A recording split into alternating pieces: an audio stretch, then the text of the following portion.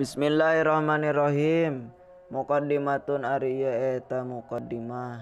Alhamdu ari sadaya jenis pujian opat sareng rukun pujian 5 lillahi eta tetap kagungan Gusti Allah al-karimi anu maha mulia. Gusti Allah al-khalaqi tur anu nyiptakeun Gusti Allah.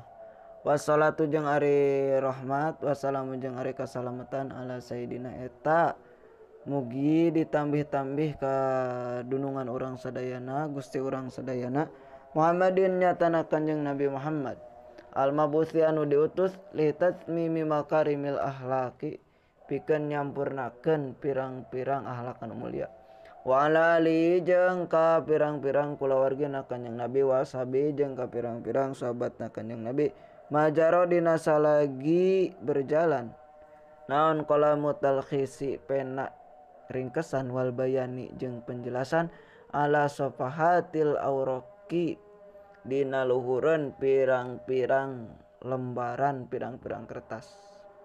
Amma ba'du anapun sabada maos bismillah alhamdulillah salawat sinareng salam kanjeng Nabi fadatah ari ieu teh mukhtasarun eta mukhtasar ringkasan fi ilmil akhlaqi dina ilmu akhlak adiniyati anu bangsa agama. Wado atau nempatkan kuring hukana itu mukhtasar at-tulaba ke pirang-pirang santri as-sanatal awala dina tahun anu awal al-azhariyati anu masih berkembang. Wasama itu jeung ngaranan kuring hukana itu mukhtasar taisirul khalaqi kana ngaran kitab taisirul khalaq ilmu akhlaqi dina ilmu akhlak.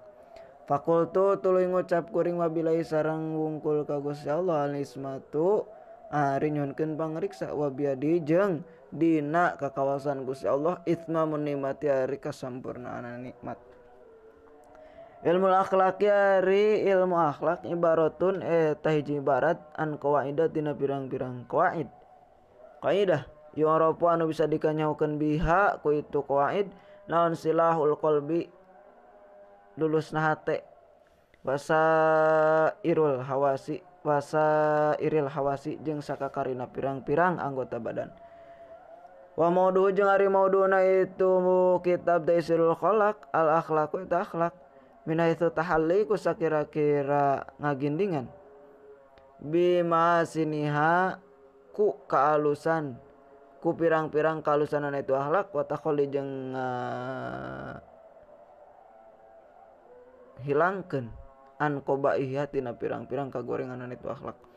Wa thamratu jeung ari thamrohna ari buahna itu akhlak kitab Taisirul Khalaq silahul qalbi eta lulusna hate wasairul hawasi jeung sakakarina pirang-pirang anggota badan di dunia wal fauju jeung kabagjahan bi a'lal maratibi kalawan pirang-pirang martabat anu luhur fil akhirati di akhirat.